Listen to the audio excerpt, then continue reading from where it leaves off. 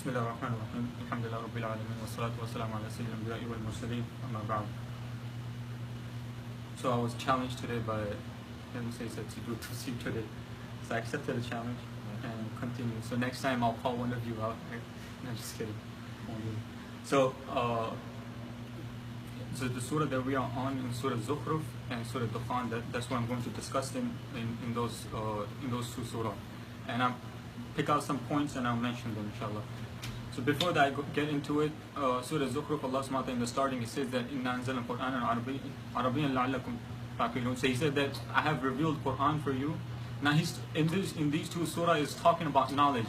That Allah has blessed us with knowledge, with Qur'an, and this is a miracle of Allah subhanahu wa ta'ala for this ummah, for the Nabi sallallahu alayhi wa sallam. And it's amazing, and it's a lesson for me and for us, all of us, that Quran has been recited in the month of Ramadan. 3 Hufaz are standing reciting, but if you look at it, I do not have value for it. I just come pray. I don't know what's being said into the Quran, and I don't know anything. I just listen to it and I just say, it's a virtue. Rasulullah said it's a virtue to do this, and I'm doing this, right? But if you look at people previous, if you look at scholars before us and the Sahaba before us, the struggle they went through to protect this Quran, Ashab Sufa, to protect this Quran, the orphans, the young men, and they've been slaughtered just for this Quran.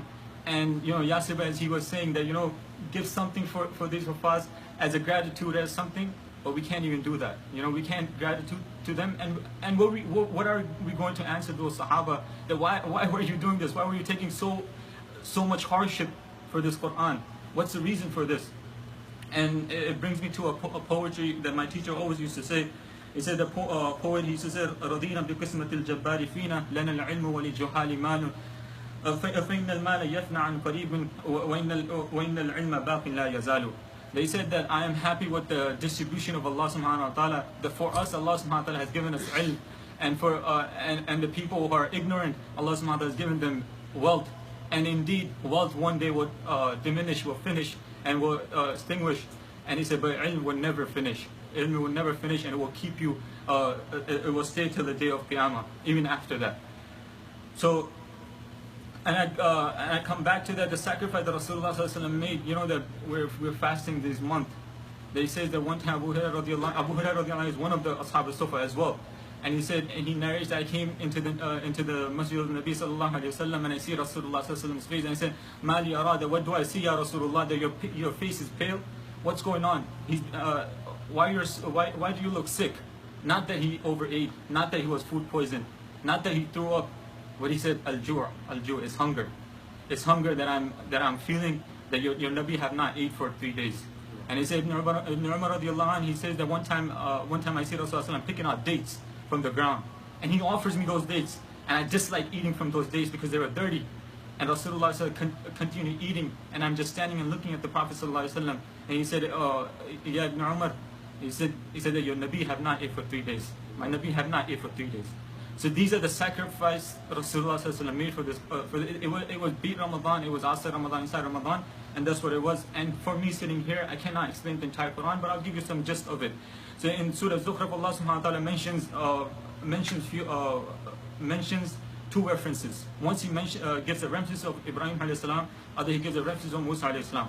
Ibrahim alayhi salam, reason he mentioned Ibrahim alayhi salam, the people of Makkah, now the end of Quran, the surah are revealed in Makkah.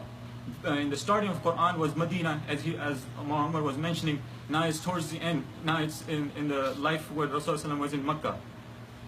So the people in Makkah, the Quraysh was the family of the Prophet ﷺ, and he's going to them. He's going to their uncle. They're rejecting him, and it was disappointing the Prophet ﷺ, and he's getting depressed that my uncle are not accepting, my family members are not accepting Islam. So Allah subhanahu wa ta'ala brings the story of Ibrahim alayhi salam, that the people, the family of Ibrahim did not also accept. The father of Ibrahim did not accept also.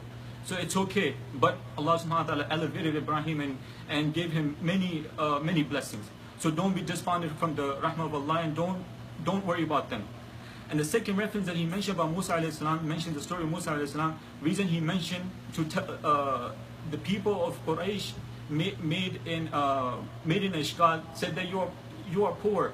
You're not from the prestige of people. You're not one of those leaders. So how come Nabuwa came to you? What's the reason that Nabuwa is coming to you? You know, you're not so wealthy, and how come Nabuwa is coming to you? He's telling the Prophet ﷺ, as I talked about the poverty of the Prophet ﷺ, the Amal sacrifice he's making. So these are the questions they put forward. And Allah subhanahu wa ta'ala mentioned the story of Musa alayhi salam. The reason he mentioned that Musa did not have anything. He was under the kingdom of Fir'aun, and he was exiled from his kingdom, and he didn't have any wealth or anything. And till his death, he did not build any house, didn't live in a house or anything. He would just roam around to the earth of Allah subhanahu wa ta'ala. And he said, so same way, you do not have anything, but your remembrance will be remembered till the day of Qiyamah. And you know, so that was one. And Surah Dukhan also revealed in Makkah. The background of Surah Dukhan was that there was a severe fame in Makkah onto the people of Quraysh, that they were going to extreme hunger, and it seemed like it was smoke. So Abu Sufyan at that time he was not Muslim. He didn't accept Islam yet. So he came to the Prophet ﷺ. They knew the Prophet ﷺ, he's the real prophet. They knew that he's the messenger of Allah subhanahu wa ta'ala. So he comes to him and he said, why don't you make dua to your Rabb that, you know, remove this punishment from us? So Rasulullah made dua. As soon as he made dua, the punishment was removed, and punishment removed. And he said in exchange, if you make this dua and the dua is accepted, we will come to you and accept Islam.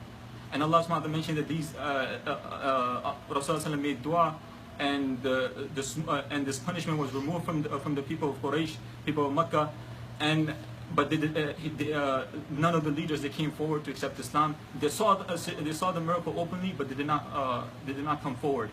And it says in a narration of Abu Hurairah radiallahu anh, the one who recites Surah Dukhan on Friday night, all his sins are forgiven. All his sins are forgiven. All his sins are forgiven till the morning. All his sins are forgiven. So these are cheat codes that, you know, Deen is so easy for us. You know, Rasulullah, if you look at the sunnah of the Prophet ﷺ, is a cheat code. You know, to ask forgiveness. These are small things that, you know, the small things that in narration it came to ask forgiveness. And this is the last few days left as well. You know, and it's also a month of Quran. It says about Abu Hanifa radiallahu anh, Abu Hanifa rahimahullah, that he says that one time a person asked him, how many times you have finished Quran? How many times you have finished Quran? Ask me how many times I finished Quran. I could tell you the number how many times I finished Quran. He said, what do you mean how many times I finished Quran? He said, in Salah or outside Salah. And he said in Ramadan or outside Ramadan. He said in Ramadan. He said in Salah or outside Salah. In namaz or outside namaz. And he said okay, in namaz. He said in nawafil and fara'id. So he kept going, and he said that that's what they have given for Quran. So this is our duty, you know, as a gratitude. Provide these hufaz, give them with gifts. We cannot fulfill anything of them. You know, even one verse we cannot understand what it means and what Allah subhanahu wa ta'ala is trying to say. But as we could do from our wealth, whatever effort we have, we provide them, inshallah. So may Allah give us, all of us, the understanding, and give us the full understanding of Quran, and give us the understanding of the Sunnah of the Prophet sallallahu alaihi wasallam.